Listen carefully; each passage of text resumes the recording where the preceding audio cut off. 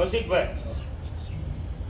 આ ચૂંટણીની અંદર મને વડાપ્રધાન મોદી સાહેબનો ફોન આવ્યો અને મને એવું કીધું કે તમે મયુરભાઈ અહીંયા આવો તો હું જીતું.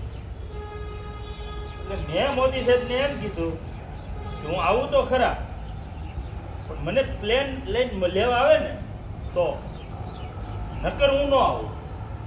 કારણ કે આપણે બસમાં કોઈ દી ગયા ન હોય, આપણે ક્યારેય હાલીને ગયા ન હોય, આપણે ક્યારેય ટ્રેનમાં બેઠા ન હોય, અને આખા દેશનું જે માળખું છે કે ક્યાં કોને ટિકિટ આપવી, ક્યાં કોને ઊભા રાખવા, આવું બધું જે વિચારણા હાલે, એની જે મિટિંગ હોય તો જવું તો મારે જ પડે.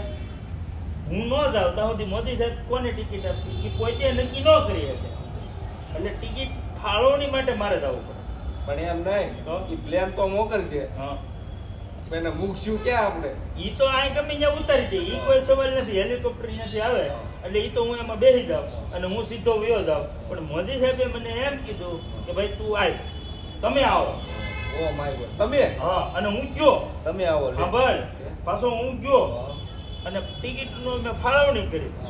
ઘણા નારાજ છે, પણ મેં કીધું નારાજ થવું હોય તો થાવ.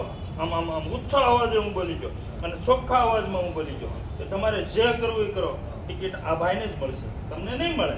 ના એટલે નહીં. તો એ મોદી સાહેબે મને એમ કીધું, વાહ મયુરભાઈ વાહ. એ કે કારણ કે એ જ્યારે ગુજરાતના મુખ્યમંત્રી હતા ને ત્યારનો હું ટિકિટ કોને આપવી, કેમ આપવી, શું આપવું, એ બધું વહીવટ મારા હાથમાં ન થાય. 300 પાણી વાળું આવું છે આજ. હાલ ભાઈ હાલ દિયા છે. જવું છે 300 માં. અરે અરે 350 કેમ કરતે?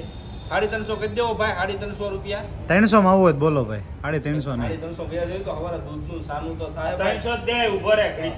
કેટલી 350 દે તો 350 રૂપિયા આપો ભાઈ. 350 નહીં નહીં ભાઈ, 300 માં જ આવશે. ચાલો ભાઈ 300 માં તો 300 માં વૈયા જઈએ અત્યારે.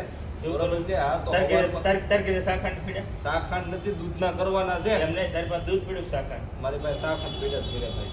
તો મારી પાસે દૂધ ન તો આ દૂધ નાય નથી, મારી પાસે શાખાંડ નાય નથી. એક કામ કર, તો? બે હાલી વૈયા જાય. વૈયા જાય. હાલ માં આવી ગયો, હાલ 300 વૈયા જાય.